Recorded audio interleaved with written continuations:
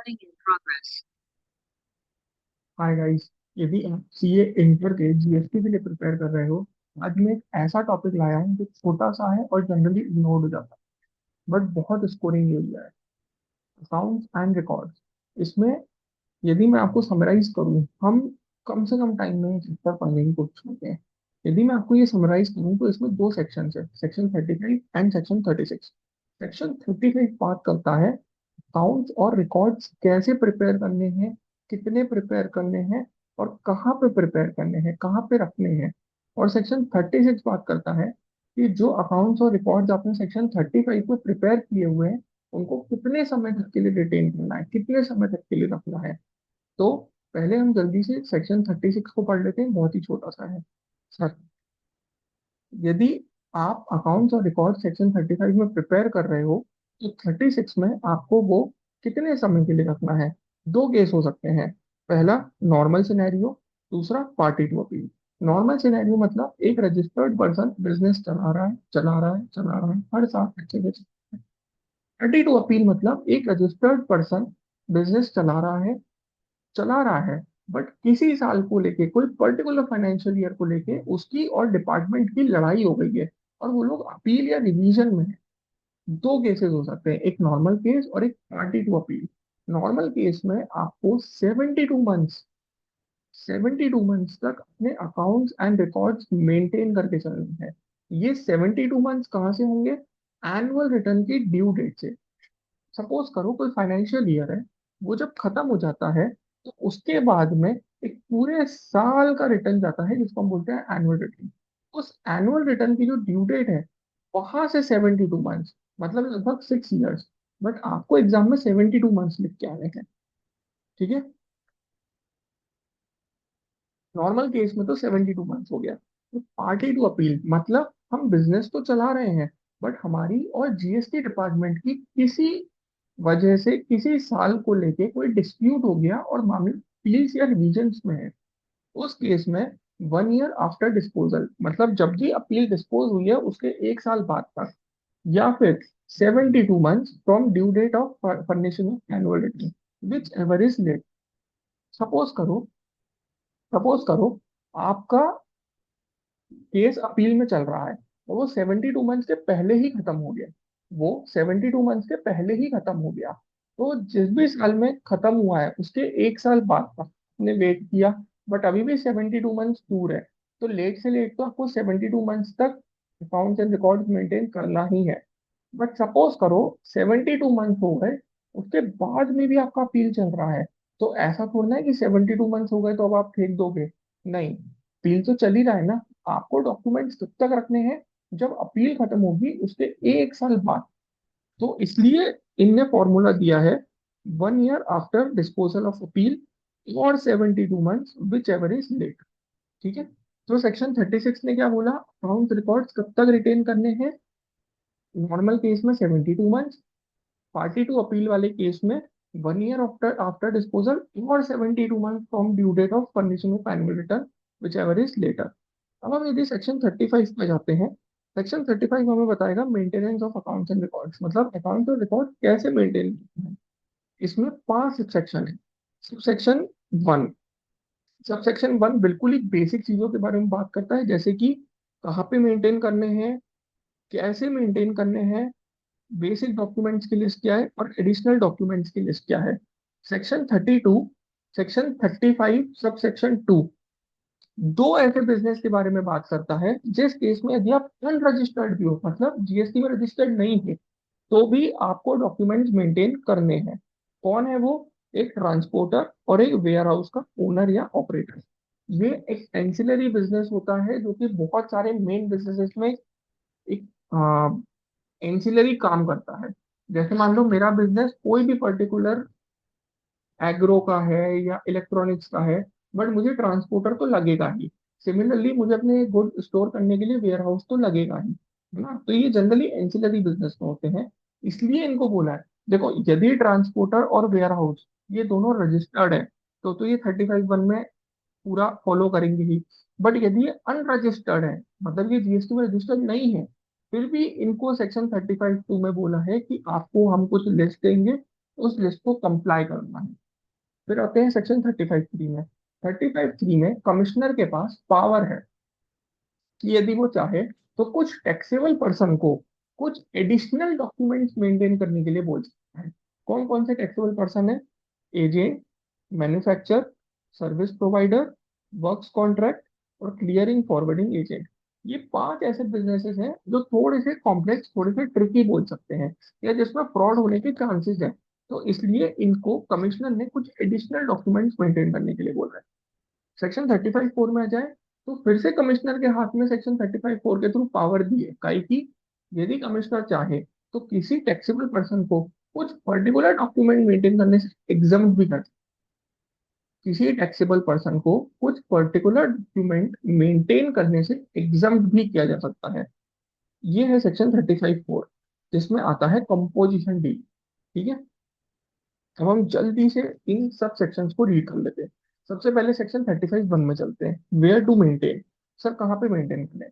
आपको आपके सारे अकाउंट रिकॉर्ड्स, जितना भी अकाउंट रिकॉर्ड्स डॉक्यूमेंट्स है, ये प्रिंसिपल प्लेस ऑफ बिजनेस में मेंटेन। कहाँ पे? प्रिंसिपल प्लेस ऑफ बिजनेस में। पर ध्यान रखना, यदि आपकी कोई एडिशनल प्लेस ऑफ बिजनेस भी है तो उस एडिशनल प्लेस ऑफ बिजनेस से रिलेटेड डॉक्यूमेंट्स आपको अपनी एडिशनल प्लेस पे मेंटेन करना है। ठीक है। फिर सेक्शन सब सेक्शन 2 में बहुत फास्ट चलूंगा क्योंकि अल्ट्रा रिवीजन है। मेंटेन कैसे करना है, हाउ टू मेंटेन। चलो अपन 1 सेकंड और लगा लेते हैं। वेयर टू मेंटेन में प्रिंसिपल प्लेस ऑफ बिजनेस में तो सभी कुछ मेंटेन करना है। एडिशनल प्लेस ऑफ बिजनेस से रिलेटेड डॉक्यूमेंट्स एडिशनल प्लेस पे मेंटेन करना है। तो यदि कोई डॉक्यूमेंट्स ऐसे हैं जो आपकी प्रॉपर्टी है, उस पर आपका नाम लिखा है, आपकी बिलोंगिंग्स है, और वो कोई ऐसी जगह मिल रही है ना जो कि ना प्रिंसिपल प्लेस ऑफ बिजनेस है ना एडिशनल प्लेस ऑफ बिजनेस है, तो भी उन डॉक्यूमेंट्स आपका माना जाएगा। ठीक है। अब how to maintain. Sir document, account, record कैसे मेंटेन करना? आप दोनों तरीके से कर सकते हो, मैनुअली भी, इलेक्ट्रॉनिकली भी। याद रखना, यदि मैनुअली कर रहे हो तो सीरियली नंबर्ड किसको? सर मैंने ना पूरे साल भर में वाउचर बुक्स 7 भर दी है ना, मतलब मैंने 7 वाउचर बुक्स यूज कर दी हैं। तो हर वाउचर बुक पे सीरियली नंबर्ड होना चाहिए, 1 2 3 4, ताकि ऑफिसर एक झलक में देख के पकड़ पाए कि भाई कुछ बुक्स गायब तो नहीं है। तो मैनुअली में ध्यान रखना है सीरियली नंबर्ड का। दूसरा, कोई भी एंट्री इरेज नहीं करना है, उसको काटा पीटी नहीं करना है। यदि कोई एंट्री गलत हो जाती है तो आपको उसको गोला लगा के नीचे करेक्ट एंट्री लिखनी है। आपको उसको मिटाना है या उसको काटना नहीं है। ठीक है, ताकि ऑफिसर ये देख पाए कि भाई आपने किस टाइप की गलती करी है, कोई इंटेंशनल गलती तो नहीं है। बट इसका एक एक्सेप्शन है, clerical in nature. Clerical in nature मतलब अब आपने लैंड डेप्रिशिएट कर दी, लैंड तो डेप्रिशिएट होती नहीं है, वो एक क्लेरिकल मिस्टेक थी, उसको आप मिटा सकते हो। ठीक है। उसके बाद मैनुअली आप डेटा मेंटेन कर सकते हो। क्या आप डेटा इलेक्ट्रॉनिकली भी मेंटेन कर सकते हो? बिल्कुल कर सकते हैं सर। इलेक्ट्रॉनिकली मेंटेन करने में आपको 3 4 चीजों का ध्यान रखना है। पहला, डीएससी मतलब डिजिटल सिग्नेचर से ऑथेंटिकेट होना चाहिए। दूसरा, प्रॉपर बैकअप होना चाहिए, कल को भूकंप आ जाए, कुछ भी आ जाए तो हमारे पास हमारा डेटा रहे। तीसरा, जब भी ऑफिसर बोलेगा आपको ऑन डिमांड प्रोड्यूस करना है। और चौथा, जितनी भी एंट्रीज इरेज कर रहे हो, एडिट कर रहे हो, डिलीट कर रहे हो, उनका एक लॉग मेंटेन करके रखना है। ठीक है। इसका यदि आप चाहो तो एक मेमोरी टेक्निक है, डीओबी। डीओबी मतलब डिजिटल सिग्नेचर से ऑथेंटिकेट करना है। ओ का मतलब ऑन डिमांड प्रोड्यूस करना है जब भी ऑफिसर मांगेगा। और बी से बैकअप प्रॉपर रखना है। ठीक है। तो where to maintain, how to maintain. अब थर्ड है बेसिक डॉक्यूमेंट्स। पर बेसिक डॉक्यूमेंट्स को बहुत इजीली आप लर्न कर सकते हो। आपको ये समझना है, हर रजिस्टर्ड पर्सन को 2 चीजें बनानी है, 2 चीजों का इंफॉर्मेशन रखना है। पहला, ट्रेडिंग। ट्रेडिंग अकाउंट से रिलेटेड बहुत सारी इंफॉर्मेशन बेसिक डॉक्यूमेंट्स की लिस्ट में है। दूसरा, रिटर्न रिलेटेड, मतलब कि आप जो भी रिटर्न फाइल कर रहे हो उसके रिलेटेड जितनी भी इंफॉर्मेशन है उनका डिटेल्स रखे हैं। तो यदि मैं ट्रेडिंग अकाउंट की बात करूं तो ट्रेडिंग अकाउंट में क्या क्या आता है? हमने कितना मैन्युफैक्चर किया है या प्रोडक्शन किया है, पहला। दूसरा, हमारे क्या इनवर्ड थे गुड्स और सर्विस के, मतलब बेसिकली परचेज क्या थे। और दूसरा, सेल मतलब आउटवर्ड क्या था। ठीक है। तीसरा, जितना भी स्टॉक ऑफ गुड्स है उसकी भी इंफॉर्मेशन हमें रखनी है।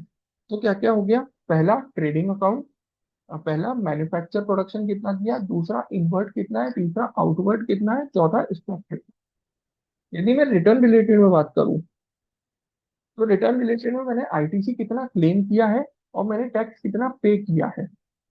दो ही चीजें होती है, एक आईटीसी और एक टैक्स, ये दो ही ट्रिकी पॉइंट्स होते हैं। बेसिक डॉक्यूमेंट्स की लिस्ट याद रखने के लिए बस दो चीजों को याद रखो, पहला ट्रेडिंग अकाउंट रिलेटेड, दूसरा return related. Trading account related में क्या है, कितना मैन्युफैक्चर प्रोडक्शन किया है, कितना इनवर्ड है। भाई ट्रेडिंग अकाउंट में क्या आता है, ये ट्रेडिंग अकाउंट होता है। ट्रेडिंग अकाउंट में क्या आता है, इधर परचेज आता है, इधर सेल आता है, इधर क्लोजिंग स्टॉक आता है। तो यदि आप ट्रेडिंग अकाउंट को याद रखोगे तो आपको ये इजीली याद रहेगा। रिटर्न रिलेटेड भी बहुत इजी है। अब यदि मैं एडिशनल डॉक्यूमेंट्स की बात करूं, देखो सेक्शन 35(1) का फोर्थ पॉइंट क्या था, list of additional documents. Additional documents, फिर से एडिशनल डॉक्यूमेंट्स हम एडिशनली मेंटेन इसलिए करवा रहे हैं क्योंकि ये हर बिजनेस को नहीं लगता है, ये कोई पर्टिकुलर टाइप ऑफ बिजनेस को ही लगता है। जैसे इंपोर्ट एक्सपोर्ट ऑफ गुड्स, अब जो इंपोर्ट एक्सपोर्ट के बिजनेस में है उसी को तो ये डॉक्यूमेंट मेंटेन करने हैं। दूसरा, यदि आप ऐसी सप्लाई ले रहे हो जिसमें आरसीएम में आपको टैक्स पे करना पड़ रहा है, तो उसका भी आपको डिटेल्स मेंटेन करनी है। तीसरा, यदि आपने एडवांस लिया, एडवांस दिया और एडवांस एडजस्ट किया, तो उसकी भी इंफॉर्मेशन आपको रखनी है। चौथा, सप्लायर की डिटेल्स जिससे कि आप गुड्स या सर्विसेज ले रहे हो, सप्लायर की डिटेल्स जिससे कि आप गुड्स और सर्विसेज ले रहे हो। पांचवा, रिसिपिएंट की डिटेल्स जिसको कि आप गुड्स और सर्विसेज दे रहे हो। और छठा, वो प्रेमाइस जहाँ पे कि आपने गुड्स स्टोर किए हैं। अगेन, बेसिक डॉक्यूमेंट्स और एडिशनल डॉक्यूमेंट्स में फर्क ये है, बेसिक मोरलेस सभी के पास होते हैं, सभी को मेंटेन करने पड़ते हैं। Additional her line of business को नहीं लगते। मान लो मैं स्टेशनरी की शॉप खोल के बैठा हूँ, तो मेरा क्या इंपोर्ट एक्सपोर्ट है, कुछ भी नहीं। बट यदि मैं कोई इंपोर्ट और एक्सपोर्ट से रिलेटेड बिजनेस कर रहा हूँ, तो फिर यही डॉक्यूमेंट मेरे लिए बेसिक डॉक्यूमेंट है ना। कंफ्यूजन नहीं, सीधा सीधा क्या, बेसिक तो आपको मेंटेन करनी ही है। एडिशनल डॉक्यूमेंट्स मतलब यदि आप उस लाइन ऑफ बिजनेस में हो जो कि एडिशनल डॉक्यूमेंट से रिलेट कर रहा है, तो आपको एडिशनल डॉक्यूमेंट भी मेंटेन करना है। ठीक है, अब आ जाते हैं सर सेक्शन 35(2) पे। दो ऐसे बिजनेसेस जो यदि आप रजिस्टर्ड नहीं हो तो भी आपको डॉक्यूमेंट मेंटेन करने हैं। क्या क्या है, ट्रांसपोर्टर और operator and owner of warehouse. पर ट्रांसपोर्टर को पता है क्या क्या है? बहुत ही ईजी है ट्रांसपोर्टर। मतलब ऐसा इंसान जो किसी के गुड्स लेके कहीं पे डिलीवर कर देता, किसी से गुड्स लेता है, कहीं पे डिलीवर कर देता है। उसको क्या क्या मेंटेन करना है, जो भी गुड्स उसने ट्रांसपोर्ट और डिलीवर किए हैं वो गुड्स ट्रांसपोर्टेड एंड डिलीवर्ड। दूसरा, जो भी गुड्स उसके अभी इन ट्रांजिट है, मतलब रास्ते में है, ठीक है, तो गुड्स ट्रांसपोर्टेड एंड डिलीवर्ड या फिर इन ट्रांजिट है। और तीसरा, जिससे ले रहा है, जिसको दे रहा है, जिससे भी उसने लिए और जिसको उसने डिलीवरी दी, मतलब कंसाइनर और कंसाइनी की डिटेल्स जैसे कि जीएसटीआईएन, एड्रेस, नेम, वो सब। तो ट्रांसपोर्टर को क्या क्या करना है सर, जितना भी ट्रांसपोर्ट और डिलीवर किया उसकी इंफॉर्मेशन, जो भी इन ट्रांजिट है उसकी इंफॉर्मेशन, और जो भी कंसाइनर और कंसाइनी है उसकी डिटेल्स। ठीक है, इसकी मेमोरी टेक्निक है जीटी, मतलब जो भी गुड्स ट्रांसपोर्ट डिलीवर किए वो, और टी से ट्रांजिट। ठीक है, जीटी एक्सप्रेस जनरली एक गाड़ी चलती है ना, इसलिए आपको ट्रांसपोर्टर से वो लिंक। दूसरा, वेयर हाउस ऑपरेटर, ये भी एक ऐसा बिजनेस है, यदि ये जीएसटी में रजिस्टर्ड नहीं है, तब भी इसको कुछ चीजों का तो ध्यान रखना ही है। इसका फुल फॉर्म, इसका शॉर्ट, इसका एक्रोनिम या इसका मेमोरी टेक्निक है डीएसपी। ठीक है, पहला है डी से, वेयर हाउस वाले को पूरी डिटेल्स रखनी है, कितना गुड्स डिस्पैच हो रहा है, कितना गुड्स मूवमेंट हो, जो भी गुड्स का मूवमेंट हो रहा है। ठीक है, उसके अलावा जो भी वो गुड्स रिसीव कर रहा है और उसमें से जितना भी डिस्पोज कर दे, मतलब कितना गुड्स डिस्पैच कर रहा है, कितने गुड्स का मूवमेंट हो रहा है, कितना गुड्स रिसीव कर रहा है और कितना गुड्स डिस्पैच कर दे रहा है। ठीक है, इसके अलावा वेयर हाउस ओनर या ऑपरेटर को जो भी गुड्स वो अपने वेयर हाउस में रखता है उसको आइटम वाइज रखने हैं और ओनर वाइज रखने हैं। आइटम वाइज रखने हैं और ओनर वाइज रखने हैं। फॉर एग्जाम्पल, मेरा एक स्टेशनरी का वेयर हाउस है, मेरा एक स्टेशनरी का वेयर हाउस है।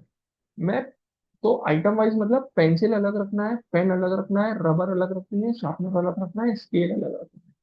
ठीक है, अब यदि पेंसिल मेरे पास तीन पार्टीज की है, मिस्टर ए की भी पेंसिल है, मिस्टर बी की भी, मिस्टर सी की भी, तो मिस्टर ए की पेंसिल को अलग रखो, मिस्टर बी की पेंसिल को अलग रखो, मिस्टर सी की पेंसिल को अलग रखो। तो आपको जो भी गुड्स स्टोर करोगे आइटम वाइज करना है, ओनर वाइज करना। तीसरा, यदि किसी टैक्स ऑफिसर ने, जीएसटी ऑफिसर ने आके कहा कि मुझे एक बार फिजिकल वेरिफिकेशन करना है, तो आपको करवाना पड़ेगा। आप बहानेबाजी नहीं दे सकते। तो डीएसपी मतलब डिस्पैच मूवमेंट रिसीट डिस्पोजल, ठीक है। स्टोर गुड्स आइटम वाइज और ओनर वाइज। और तीसरा फिजिकल वेरिफिकेशन करवाना। ठीक है, तो यहाँ पे हमारा सेक्शन 35(2) भी हो गया। 35(1) ने क्या बोला, बेसिक चीज है। कहाँ, वेयर टू मेंटेन, कहाँ मेंटेन करना है, हाउ टू मेंटेन, कैसे मेंटेन करना है, basic document, trading account, return related. चौथा, एडिशनल डॉक्यूमेंट्स। ठीक है, एडिशनल डॉक्यूमेंट में से तो आपको मेमोरी टेक्निक बताना भूल गया हूँ। ठीक है, क्या हमें स्टैंडर्ड ऑन ऑडिटिंग से डर लगता है? हाँ सर, लगता है। तो सप्लायर की डिटेल्स, एडवांस रिसीट। क्या हमें रिलेटेड पार्टी वाले स्टैंडर्ड ऑन ऑडिटिंग से डर लगता है? हाँ सर, उससे भी लगता है। तो रिसिपिएंट की डिटेल्स और प्रेमाइस जहाँ पे की गुड्स स्टोर किए हैं। और ये दोनों क्या है, ये दोनों जीएसटी के कॉम्प्लिकेटेड टॉपिक्स है, इंपोर्ट एक्सपोर्ट और आरसीएस। ठीक है, फिर 35(2) में हमने क्या पढ़ा, दो बिजनेसेस जो रजिस्टर्ड नहीं हो, भी उनको डॉक्यूमेंट मेंटेन करने हैं, ट्रांसपोर्टर और वेयर हाउस ओनर। अब 35(3), 5 मिनट वेट हो दो, 35(4) पे चलते हैं। कमिश्नर ने कुछ पर्सन को, कुछ टैक्सेबल पर्सन को एग्जम्प्ट किया है कुछ डॉक्यूमेंट मेंटेन करने से। भी- सिर्फ एक को ही एग्जम्प्ट किया है, वो है कॉम्पोजिशन डीलर। कौन? Composition dealer. कॉम्पोजिशन डीलर को दो चीजें नहीं बनानी है, एक तो स्टॉक ऑफ गुड्स, दूसरा डिटेल्स ऑफ टैक्स, मतलब कि कितना आईटीसी लिया, कितना टैक्स कलेक्ट किया, और जो भी टैक्स इनवॉइस डॉक्यूमेंट सब। क्यों? कॉम्पोजिशन डीलर कौन होता है? सामान बेच देता है, जितना भी उसका टर्नओवर इन स्टेट है उसका 1%, 5%, 6% टैक्स दे देता है। ना आईटीसी लेना है, ना टैक्स कलेक्ट करना है, ना। भाई कॉम्पोजिशन डीलर तो स्कीम भी इसलिए दे रहे हैं ताकि छोटा जो बिजनेसमैन है उस पर कंप्लाइंस का बटन ना आए। ठीक है, तो इसलिए ना तो उससे हम स्टॉक मेंटेन करवाने वाले हैं कि तुम्हारे गुड्स का कितना स्टॉक बचा है, ना ही हम उससे ये बोलने वाले हैं कि तुम आईटीसी की डिटेल। अरे आईटीसी की उसकी कहानी नहीं है, तो आईटीसी की डिटेल्स क्यों मेंटेन करवानी है? टैक्स वो कलेक्ट कर ही नहीं रहा है, तो टैक्स कलेक्ट भी नहीं करवाना है। टैक्स इनवॉइस मतलब जब वो issue he bill of supply करता है तो टैक्स इनवॉइस का क्या करेगा? ठीक है, तो कॉम्पोजिशन डीलर एकमात्र ऐसा टैक्सेबल पर्सन है जिसको भी एग्जाम करके रखा है कुछ डॉक्यूमेंट से। क्या क्या? स्टॉक ऑफ गुड्स, दूसरा tax related details. Tax related details में क्या क्या? आईटीसी अवेल कितना किया सर, जरूरत ही नहीं है। टैक्स कलेक्ट कितना किया सर, कर ही नहीं सकता है। और तीसरा tax invoice, sir tax invoice भी नहीं देता है, वो तो बिल ऑफ सप्लाई देता है। तो आते हैं द मेन टॉपिक पे। कुछ टैक्सेबल पर्सन को कुछ एडिशनल डॉक्यूमेंट मेंटेन करना, कुछ टैक्सेबल पर्सन को कुछ एडिशनल डॉक्यूमेंट मेंटेन करना होता है। पहला एजेंट, पहला एजेंट, इसको याद करने की एक टेक्निक है। आप अज्यूम करो, आप कोई भी सिचुएशन दिमाग में बिठाओ। जैसे एजेंट बोला, एजेंट कौन होता है? एजेंट मतलब प्रिंसिपल के जो एजेंट होते हैं, जो प्रिंसिपल के बिहाफ पे काम करते हैं, है ना। एजेंट को क्या क्या रखना है? जो भी ऑथराइजेशन उसने प्रिंसिपल से रिसीव करी है, वो ऑथराइजेशन वही उसके एजेंट होने का प्रूफ है। दूसरा, जितने भी गुड्स या सर्विसेज उसने प्रिंसिपल के बिहाफ पे लिए हैं या प्रिंसिपल के बिहाफ पे, ठीक है, जितने भी गुड्स या सर्विसेज उसने प्रिंसिपल के बिहाफ पे लिए हैं या प्रिंसिपल के बिहाफ पे दिए हैं, उनका description, quantity, amount, description, value, quantity, description, value, quantity. उसके अलावा हर प्रिंसिपल से रिलेटेड वो अपने अकाउंट्स मेंटेन कर रहा होगा, जो वो मंथ एंड क्वार्टर एंड पे प्रिंसिपल को दे देता होगा और वो लोग कैलकुलेशन करते होंगे, तो वो वाला अकाउंट। उसके अलावा जितना भी टैक्स उसने प्रिंसिपल के बिहाफ पर पे किया है, वो। ठीक है, तो पहला तो ऑथोराइजेशन। देखो, दो पॉइंट्स की याद रहेगा तो 2 नंबर में, तो 2-3 पॉइंट्स आराम से आते हैं क्या? एक तो प्रिंसिपल से उसने ऑथोराइजेशन दिए होंगे वो। दूसरा, अब ये जो पॉइंट है ना, ये बुक में 2 पॉइंट है, एक सप्लाइड अलग है, एक रिसीव्ड का अलग है, मैंने मिक्स कर दिए। आप इसको अलग अलग कर सकते हो। ठीक है, की description, value, quantity of good या services supplied on behalf of principal, description, value, quantity of goods and services received on behalf of principal. तीसरा, हर प्रिंसिपल को अकाउंट देगा वो। एक प्रिंसिपल को अकाउंट दिया, दूसरे को अकाउंट दिया, तीसरे को अकाउंट दिया। चौथा, जितना भी प्रिंसिपल के बिहाफ पे टैक्स पे किया है वो। दूसरा, मैन्युफैक्चरर, मैन्युफैक्चरर को मंथली प्रोडक्शन अकाउंट क्या बनाना है सर? मंथली प्रोडक्शन किस चीज का? जितना भी रॉ मटेरियल और सर्विसेज उसने यूज किया है मैन्युफैक्चरिंग, बेसिकली उसका इनपुट, जितना भी रॉ मटेरियल और सर्विसेज यूज किया है मैन्युफैक्चरिंग के लिए, उसका क्वांटिटेटिव डिटेल। दूसरा, जितना भी उसने गुड मैन्युफैक्चर कर दिया, मतलब कि फिनिश्ड गुड आउटपुट, जितना, नॉट एग्जैक्टली आउटपुट, आउटपुट मतलब कि जो बेच देते हैं, ये है बेसिकली जितना भी गुड्स उसने मैन्युफैक्चर कर दिया है उसका क्वांटिटेटिव डिटेल। ठीक है, तो quantitative detail of raw material और सर्विस यूज किया मैन्युफैक्चरिंग में, क्वांटिटेटिव डिटेल ऑफ गुड जितना कि उसने मैन्युफैक्चर कर दिया है। फिर आते हैं सर्विस प्रोवाइडर पे। सर्विस प्रोवाइडर मतलब कि जो इंसान सर्विस देता है ना, उसको क्या क्या एडिशनली मेंटेन करना है? जितना भी गुड उसने यूज किया है सर्विस देने के लिए। अब मैं एक सीधे सर्विसेज देता हूँ, मैं लैपटॉप यूज करता हूँ, मैं आईपैड यूज करता हूँ, मैं बुक्स यूज करता हूँ, तो जितना भी क्वांटिटेटिव डिटेल ऑफ गुड्स देनी है उसको, जितना कि वो सर्विस देने के लिए यूज कर रहा है, उसके अलावा वो इनपुट सर्विसेज भी यूज कर रहा होगा। तो इनपुट सर्विसेज वो जितनी भी यूज कर रहा है आगे सर्विस देने के लिए, वो भी मेंटेन करना है, और जितनी भी सर्विस सप्लाई कर दी है वो भी मेंटेन करना है। तो quantitative detail of goods used in providing services, input services utilized, services supplied। चौथा आ जाता है वर्क्स कॉन्ट्रैक्ट। वर्क्स कॉन्ट्रैक्ट मतलब कि जब आप सप्लाई ऑफ गुड भी देते हो, सप्लाई ऑफ सर्विस भी देते हो। जैसे कि जब एक कॉन्ट्रैक्टर बिल्डिंग बना, तो वो लेबर सर्विसेज भी करता है, वो ईट, सीमेंट, गिट्टी, रेत, उन वो सब भी करता है। ठीक है, इन चार डॉक्यूमेंट मेंटेन करने हैं। कितने? चार। पहला वो TVQ, इनने इंडियन में भी पढ़ा था। Description, value, quantity of goods and services जो उसने रिसीव किए एंड यूटिलाइज किए। मतलब जितने भी उसने गुड्स और सर्विसेज रिसीव किए हैं फॉर वर्क्स कॉन्ट्रैक्ट, तो जितने उसने यूज कर लिए हैं फॉर वर्क्स कॉन्ट्रैक्ट, दोनों का DBQ आपको रखना है। उसके अलावा जितना भी आपने पेमेंट रिसीव कर लिया है वो आपको मेंटेन करना है। उसके अलावा उन पर्सन के डिटेल्स जिनके बिहाफ पर वर्क कॉन्ट्रैक्ट कर रहे हैं। मान लो मेरे को मिस्टर ए ने का बिल्डिंग बनाने का, तो मुझे मेरे को मिस्टर ए की डिटेल्स भी मेंटेन करनी है। ठीक है, उसके अलावा मैं वर्क्स कॉन्ट्रैक्ट के लिए जितनी भी गुड्स और सर्विसेज ले रहा हूँ आगे से, मैं आगे वर्क्स कॉन्ट्रैक्ट देने के लिए जितनी भी गुड्स और सर्विस ले रहा हूँ, उन सभी गुड्स और सर्विस की भी डिटेल्स और उनके सप्लायर की भी डिटेल्स मुझे मेंटेन करनी है। तो details of supplier from me, goods and services receive. Last आता है clearing and forwarding agent. Sir ये होते कौन है? ये वो होते हैं जो इंपोर्ट और एक्सपोर्ट करने में हेल्प करते हैं, जो इंपोर्ट और एक्सपोर्ट करने में हेल्प करते हैं। तो एक तो इनको क्या रखना है, जितने भी गुड्स इन्हें हैंडल किए हैं वो, जितने भी गुड्स इनके पास हैं, जितने भी गुड्स ये हैंडल कर रहे हैं, एक तो इनको वो इन्फॉर्मेशन रखना है। दूसरा, जब भी इनको ऑफिसर डिमांड करेगा इनको प्रोड्यूस, तो एक तो इनको ट्रू एंड करेक्ट रिकॉर्ड रखना है of goods handled by him, जितने गुड्स वो हैंडल कर रहा है वो।